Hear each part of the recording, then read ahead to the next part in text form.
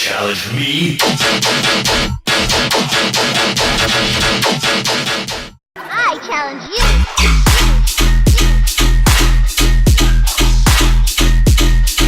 Fuck! Can I get a year?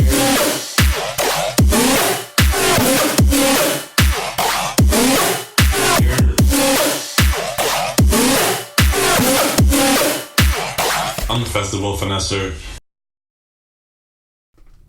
Finesse gang! Hello, what's good? Welcome back to the channel. For those of you guys who are new here and do not know who I am a clown. I'm also the festival Finesser. And this is my channel that revolves around music festivals and live music going experiences with a focus and concentration on dubstep and rhythm. Where's the rhythm? If you are not following me at a festival day by day, you are probably following me at a show in New York City for the night. If you're not following me at a show or festival, you're probably sitting with me here at this desk, getting life hacks, trick tips, festival reviews, lineup reviews, EDM news. What the fuck, bro? Put this on silent. I just put this on silent. Words of advice I can give to you guys to make sure you can have the best festival going experience possible, and you ruined my video. Thank you. EDM news, controversial debates, and any other words of advice I can give to you guys to make sure you have the best festival going experience possible. But we're not doing any of that today. No, we are not. We are switching gears, doing something very different, and, you know, getting into a little bit more personal side of me and telling some more personal anecdotal stories. So hope you guys are into that, because that's what you guys are about to get. So what we're doing today is a little challenge that was created by content creators Bebe, Howell, and Becca, and they had this idea to collaboratively come up with questions about your first time rave experiences, and then answer those questions on their channel and tag other content creators to see what they had to say and share their experiences as well. So I was tagged by Ashley Gauthier, Tris Marie, and Nick Mumford. So shout out to you guys for getting me involved, and major shout out to Bebe, Howell, and Becca for having this idea and getting so many other big YouTubers involved. I'm going to be tagging Rini A, Naughty Step, the Mosh Queen, and who else do I want to tag? Who is Brian, yo? He needs some more credit, bro. Shout out Who is Brian. I'm tagging him too. So without further ado, I'm going to get into these questions and talk about my experiences as a little EDM baby. So here we go. So the first question on here is the first DJ you've heard of, and I really can't remember the first exact DJ I've heard of, but for some reason I remember deadmau very vividly sticking out to me and being one of the first DJs that I listened to while I was listening to all of this like heavy metal and like just because I was skateboarding. That's my childhood skateboard era, bro. 7th and 8th grade, it was just all day, every day, skate or die, and we were like, you know, Company Zero, Falling, Chris Cole, Jamie Thomas, like just very dark, and you know, EDM and skate videos did not go together, bro. It was all heavy metal and stuff like that, so I was very into them rock and metal. And, you know, but I vividly remember listening to deadmau and, like, having a whole deadmau playlist and this whole electronic playlist that I would just skate to because it was just nonstop, you know, it was, like, energetic for me. So that's, you know, the first DJ I've heard of was probably deadmau back in 2008, 2009 with, like, you know, bass hunters and stuff like that. Now you're gone, I realize my love for you was strong, and I miss you here, now you're gone. All I ever wanted was to see you smile, and all I ever wanted was to make you mine. But yeah, that was a long time ago. So the next question on here is my first show, but I'm going to skip into question 3 because that question is my first festival, which was EDC New York, and that was my first anything. So we're going to come back to question number 2, but I want to talk about my first festival, my first EDM experience, and that was EDC New York in 2014 at MetLife Stadium, which is in New Jersey. So it was literally like 20 minutes from my house. So I was super hyped. I was 18. I was a freshman in college, and I really didn't get into EDM until a couple months prior. I remember being a senior in high school, and you know, for spring break, my friends went to Ultra, and I was just so dumbfounded because I was like, bro, I was just like, how are my friends in Miami right now partying? And then they had the live stream, and I remember I typed in Ultra 2013 live, whatever, and I saw the Hardwell live stream, and I was just like, bro, that shit looks crazy. I remember bumping to Hardwell crazy, just like, you know, blasting it in my house and just, you know, cooking food and like just being a fool. That set definitely got me into like the EDM realm, but I started listening to like Afrojack, Bassjackers, and like I was just looking up all the songs in his set and discovering all these artists. So going to EDC 2014 and seeing Hardwell and Bassjackers and Blasterjacks and Afrojack and GTA and Martin Garrix, like that was prime, bro. Like that was what I was into. I was not into dubstep at the time. I was into big room and that house, that jumpy shit. So EDC 2014 was like a dream come true, bro. I was living my best life.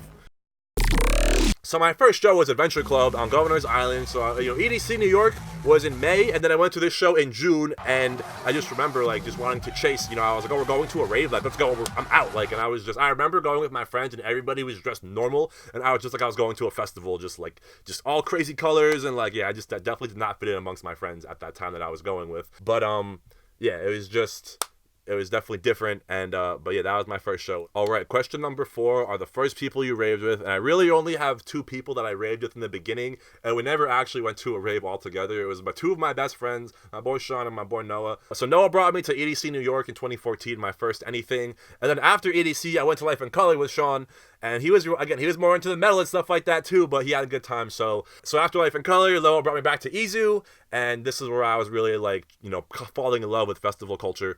And yeah, I was just chasing festivals, chasing raves, and I was not really going to like smaller shows, and I was just going to big mainstream shows like Life in Color, EDC, Izu, all these big New York events. I definitely did not find a family until later on in my career, because I was going by myself. I was going with one person, or meeting friends there, or like going with somebody and not staying with them all day. So yeah, I definitely was always squad hopping. I was a nomad, and that's why I feel like I have so many friends now, because I made so many friends being alone. I would just squad hop, find different circles of friends, and like yeah, I just made mad friends. I would wander off with people and find people. So going to festivals alone is not a bad thing. I have a video about that, and I definitely do not frown upon it at all.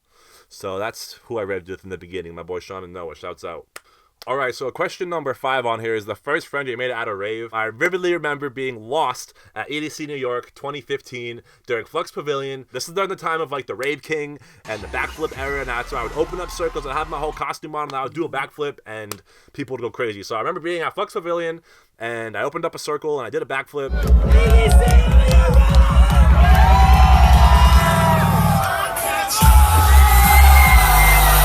And the confetti popped off, and it was just crazy.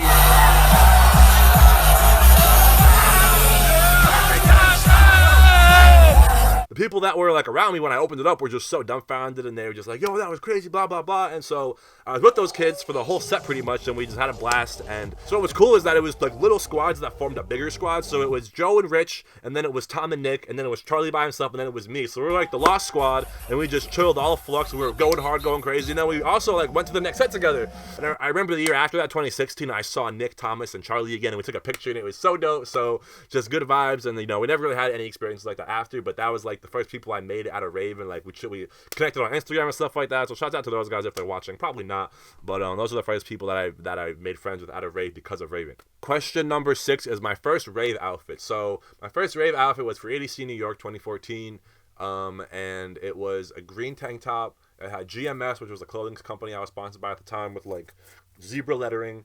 And then I had green sunglasses, a black and green, like a black and neon green, Yankee fitted. And then I had these camo basketball shorts, but they weren't traditional camo. They were like blue and green and purple. And you probably seen me wearing them in a couple videos.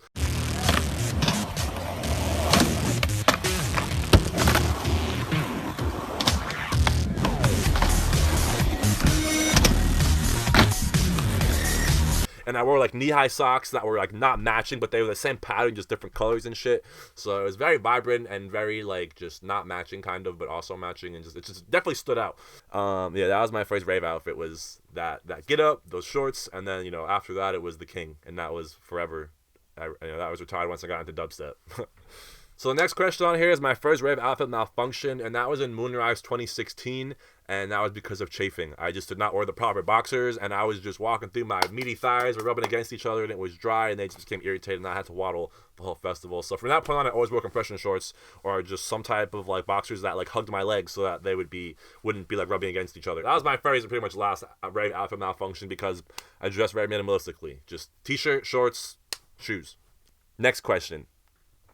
First light show, I literally have no idea. I literally made this video, and then I did it again because I wanted to actually look and make sure that my answers were factual and correct, and they were really like my first, and I could not look back and find my first light show. I could not think to my first light show. I just have no idea. So I'm going to skip that question. I'm sorry. I have no idea about my first light show. So if you see me and you're good at it, I'll take one. So the next question on here is the first that you've cried at, question number 9. And if you guys have been following me for a while, back in Lost Lands 2018, you probably remember the clip.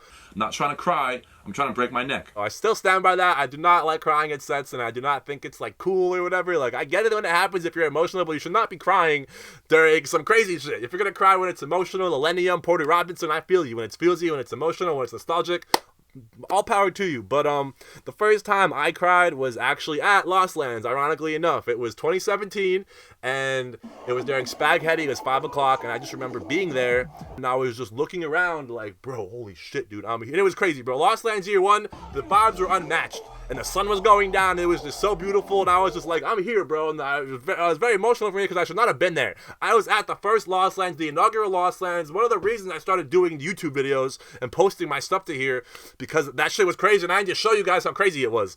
And I just remember being there, and I was like, bro, I'm here. I should be at work right now, but I somehow finessed my way into being here, and I'm here on a miracle type shit. Like, yeah, so I remember tearing under my sunglasses, bro. I was like, wow, I'm really crying right now, and I didn't even care. But I remember crying under my sunglasses, and I was just trying to keep my cool, because, like, I was there. It was during Spag, bro, and it was so filthy. It was not emotional at all, but I just had a moment. So, yes, that was the first that I've cried at, 2017, and that's the only set I can remember crying at. So, yeah, that was a rarity, but definitely a first. All right, and number 10, my first candy trade. And my first candy trade happened at my first EDC, so that was in 2014. It was on day 2, and I was wearing that shirt, bro. I was wearing this shirt. Right? I told you. Right? We were all children, right? We all wore stupid shit. So I was wearing this shirt. Bitch, don't kill my vibe. And so this girl walks up to me, and she puts up the 2. And I'm like, peace? And she was just like, no. And I was like, we playing charades? Like, 2 words? Like, what's good right now? And she was like, no, plur. And I was like, what? And she was like, you don't know what that is? And I was like, no. And I was like, I was a poser, you know what I'm saying? Like, I looked like I knew what I was doing. I dressed the part, but I had no idea. It was my first everything. So she did the whole peace, love, unity, respect. And she gave me a candy that said, you bish. And then having a shirt, I was like, oh my God, I get it. And like, it was just so cool. She just ran off. And I was just like, what the fuck? Like, I was just, what happened? So after the festival, I researched what happened, what it was. Bracelets and EDM and festivals, whatever I typed in, and I found out candy making and trading and plur. And that kind of leads into the next question, the first moment you fell in love with rave culture. And that was really after that candy trade, and I realized I finally made sense why everybody was so nice and why it was so inviting and why the festival felt so different was because everybody there was preaching plur. And I didn't know that. I was just going there to party and have fun. And then I realized that when you go into this environment and you're supposed to preach and practice peace, love, unity, and respect, I was like, bro, that's a great motto to live by. And I started that's when I really kind of like just went head first. And you know, I didn't really, like I said, I didn't go to shows first, bro. I was going to big festivals, EDC, Life in Color, Izu, and then going to Moonrise out of state was when I was like, well, there's a whole other world of festivals that I didn't know outside of New York. And that's when I really started traveling. 2016, I was going to Bisco, Mysteryland, Moonrise, and EDC, Izu, and I was doing a festival a month, and that spiraled into EDC Vegas.